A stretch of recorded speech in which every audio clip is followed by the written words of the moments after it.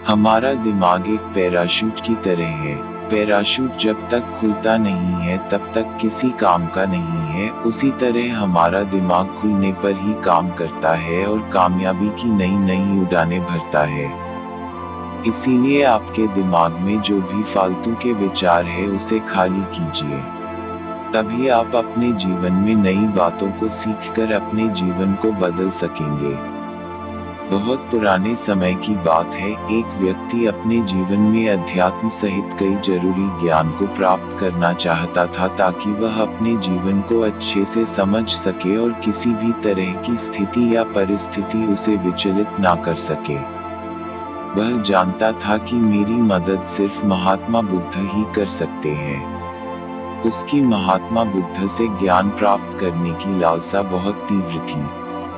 तो इस तरह खूब सारा अध्यात्म ज्ञान पाकर अपने जीवन को बेहतर और सुखद बनाने की चाह में वह व्यक्ति महात्मा बुद्ध के पास पहुंचा।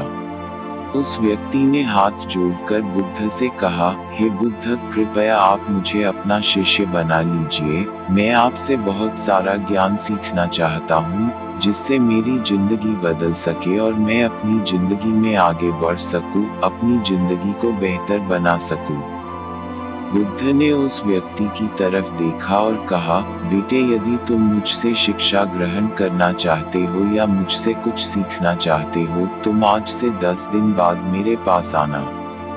वह व्यक्ति 10 दिन बाद लौटकर फिर बुद्ध के पास आया और कहने लगा, हे बुद्ध, 10 दिन पूरे हो चुके, अब आप मुझे शिक्षा दीजिए। बुद्ध का फिर से यही जवाब था, यदि कुछ सीखना है तुम 10 दिन बाद आओ। ऐसे ही कई महीनों तक चलता रहा।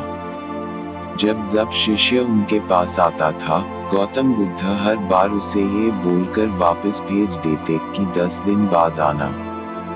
आखिरकार शिष्य के सब्र का बांध टूटा। हार मानकर इस बार शिष्य ने गौतम बुद्ध से पूछ ही लिया, हे बुद्ध, मैं जब भी 10 दिन बाद आता हूँ आप हर बार मुझे वापस भेज देते हो। मुझे आपके ज्ञान की बहुत आवश्यकता है, कृपया मुझे शिक्षा दे, मैं कुछ सीखना चाहता हूँ। तो इस पर बुद्ध ने उस व्यक्ति से कहा, ठीक है पुत्र, पहले जाओ एक गिलास पानी लेकर आओ। वह व्यक्ति उनके कहे अनुसार एक गिलास पानी लेकर आया। इसके बाद बुद्ध ने कहा कि जाओ एक गिलास पानी और लेकर आओ। वह उनके कहे अनुसार एक और पानी से भरा गिलास ले आया। अब महात्मा बुद्ध ने कहा कि पहले वाले गिलास में कुछ मिट्टी डाल दो। व्यक्ति ने बिना कोई सवाल पूछे वैसा ही किया जैसा बुद्ध ने कहा। मिट्टी डालते ही पहले गिलास का पानी पूरी तरह दूषित व गंदा हो गया। अब महात्मा बुद्ध ने उस व्यक्ति से कहा कि इस पहले गिलास का पानी दूसरे गिलास में डाल दो। इस पर वह व्यक्ति बोला, महाराज जी, यदि मैंने ऐसा किया तो पहले एक गिलास का पानी न सिर्फ बाहर ही गिरकर व्यर्थ हो जाएगा बल्कि पानी गंदा भी हो जाएगा। पहला गिलास पहले से ही जल से भरा हुआ है, उसमें अब दूसरे गिलास का पानी भला कैसे समा सकता है। इस पर महात्मा बुद्ध मुस्कुराए और बोले, यही हम आपको समझना चाहते हैं कि तुम अभी ज्ञान अर्जित करने के योग्य नहीं हो, क्योंकि तुम्हारा मन उस भरे हुए गंदे पानी के गिलास की तरह पहले से ही तरह तरह के फालतू व बुरे ज्ञान से भरा पड़ा है। तो ऐसे में मेरे द्वारा दिया ज्ञान भला तुम्हारे मन में कैसे समा सकता है। यदि मैंने ज्ञान देना शुरू किया तो वह ज्ञान न सिर्फ व्यर्थ जाएगा बल्कि स्वयं दूषित भी जाएगा। अतः तुम्हें सही ज्ञान प्राप्त करने के लिए और अध्यात्म ज्ञान को समझने से पहले तुम्हें अपना मन उन गलत और नकारात्मक विचारों से खाली करना होगा जो तुम्हारे मन में भरे पड़े हैं।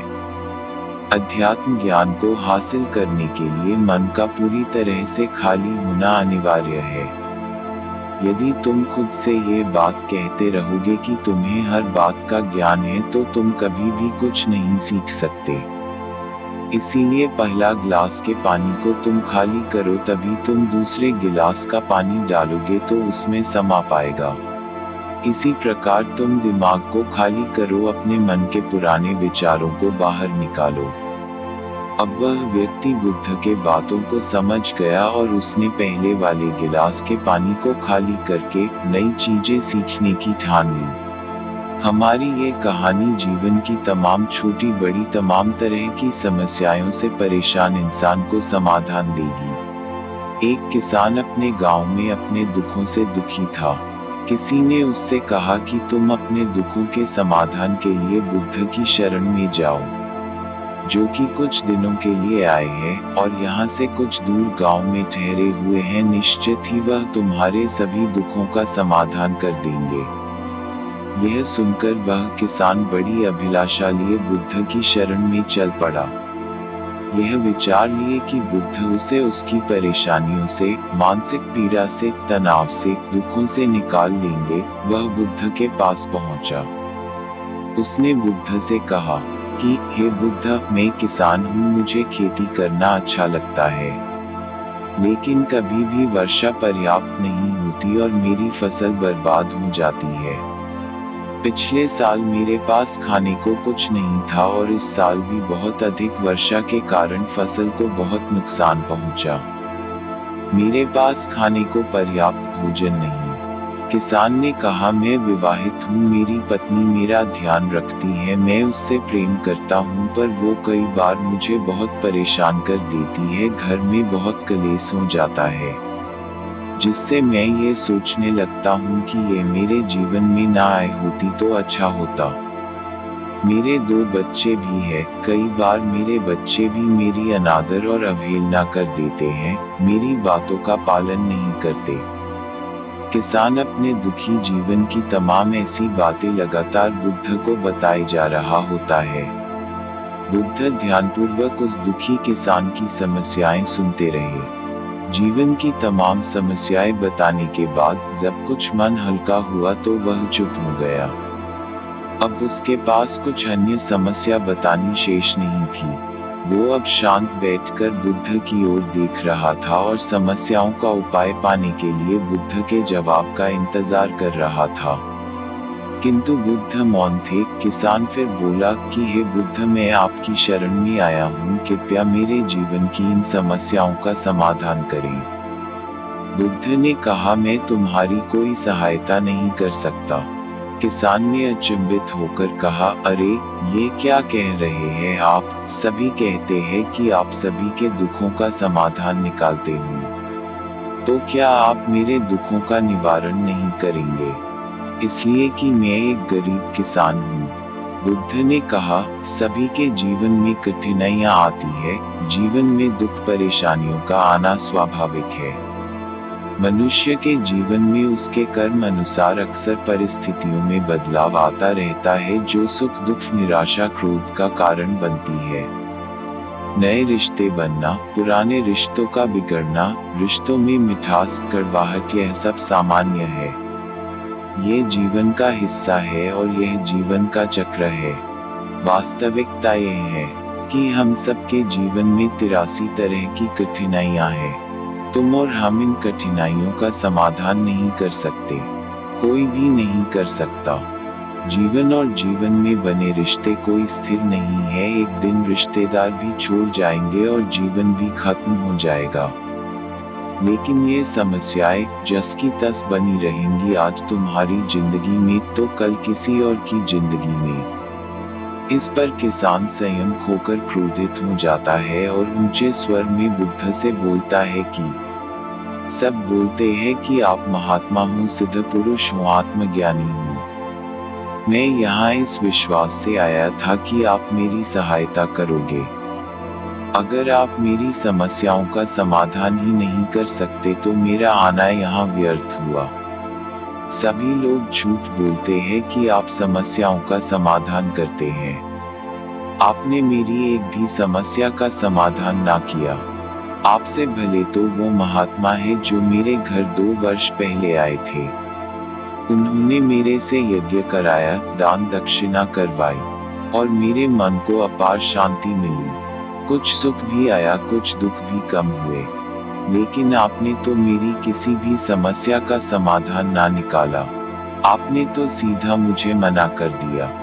बुद्ध ने कहा, क्या तुम्हारे वो सब करने से जीवन के सभी दुख समाप्त हो चुके हैं? इतना करने के बाद भी तुम अब इतने परेशान क्यों हो? अब तो पहले से भी अधिक दुखों से घिर गए हो। तात्पर्य यह है कि जीवन में दुख कभी समाप्त नहीं होते। बुद्ध ने कहा कि वह यह है कि तुम नहीं चाहते कि तुम्हारे जीवन में कोई समस्या हो। इसी समस्या के कारण ही तुम्हारी सारी समस्याओं का जन्म हुआ है। अगर तुम इस बात को स्वीकार कर लो कि जीवन में समस्या होती ही है, समस्याएं जीवन का हिस्सा है, तो तुम्हें जीवन की समस्याएं विचलित नहीं कर पाएंगी।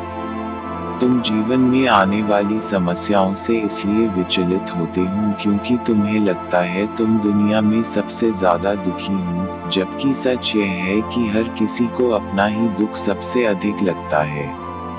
लेकिन जिस दिन से तुम यह समझना शुरू कर दोगे कि बाकी लोगों के मुकाबले मेरा दुख तो बहुत कम है, तब उस दिन से कोई भी दुख तुम्हें प्रभावित नहीं कर सकेगा। किसान ने कहा, तो क्या मैं ये मान लूं कि आप मेरी कोई मदद नहीं कर सकते? यदि आप इतनी छोटी छोटी बातों का समाधान नहीं कर सकते तो आपकी शिक्षाएं किस काम की? बुद्ध ने कहा, मैं तुम्हारी 83 समस्याओं का समाधान तो नहीं कर सकता, पर हाँ, मैं तुम्हारी 84वीं समस्या का समाधान जरूर कर सकता हूँ।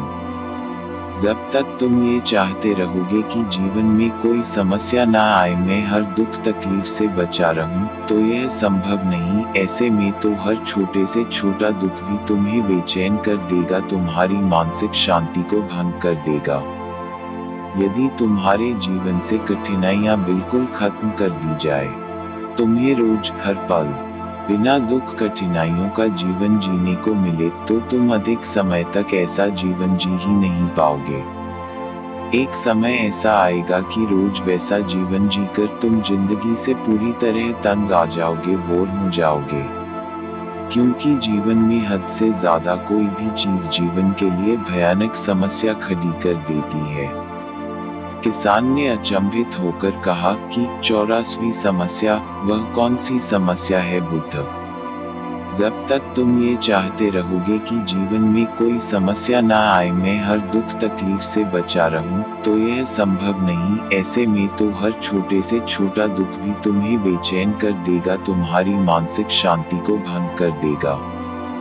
यदि तुम्हारे जीवन से कठिनाइयां बिल्कुल खत्म कर दी जाए, तुम्हें रोज हर पल बिना दुख कठिनाइयों का जीवन जीने को मिले, तो तुम अधिक समय तक ऐसा जीवन जी ही नहीं पाओगे। एक समय ऐसा आएगा कि रोज वैसा जीवन जीकर तुम जिंदगी से पूरी तरह तंग आ जाओगे, बोर हो जाओगे। क्योंकि जीवन में हद से ज्यादा कोई भी चीज जीवन के लिए भयानक समस्या खड़ी कर देती है। आरामदायक जीवन जीकर मन और शरीर दोनों से अपंग हो जाओगे। तो क्या फायदा ऐसे जीवन का जो तुम्हें बाद में नर्क जैसा जीवन जीने पर मजबूर कर दे? जिस तरह खूब भूख लगने पर ही भोजन करने का और खूब प्यास लगने पर ही पानी पीने का असली आनंद प्राप्त होता है, ठीक वैसे ही जीवन की तमाम दुख परेशानियों को झेलने के बाद ही सुख का आनंद प्राप्त होता है। इसीलिए जीवन में अलग अलग प्रकार से अलग अलग रूप में सुख दुख आते ही रहते हैं। हम चाहकर भी जीवन से सुख दुख खत्म तो नहीं कर सकते, हाँ, लेकिन इनसे इतना ऊपर जरूर उठा जा सकता है कि कोई भी बड़ी से बड़ी समस्या मन को विचलित ना कर सके। इसके लिए आपने मन को शक्तिशाली बनाओ, संयम रखो, रोज ध्यान लगाओ, अध्यात्म ज्ञान प्राप्त करो। यही तुम्हारे जीवन की तमाम समस्याओं का समाधान है। इसी को जीवन की 84वीं समस्या का समाधान कहा गया है। महात्मा बुद्ध का यह अद्भुत ज्ञान प्राप्त कर किसान तृप्त हो गया, उसका मन पूरी तरह हल्का हो गया। जो परेशानियों का जो कौतूहल मन को परेशान कर रहा था वह शांत हो गया।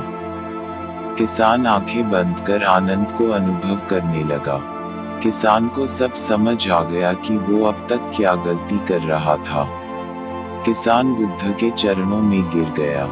तो दोस्तों, उम्मीद करता हूँ महात्मा बुद्ध की इस कहानी से आपके जीवन की भी कई परेशानियाँ समाप्त हो गई होंगी या फिर कई परेशानियों का हल मिल गया होगा। जीवन बदल देने वाली ऐसी ही तमाम गौतम बुद्ध की और कहानियाँ रोज पढ़ने के लिए हमारे चैनल को सब्सक्राइब करके बेल का आइकॉन दबाएं।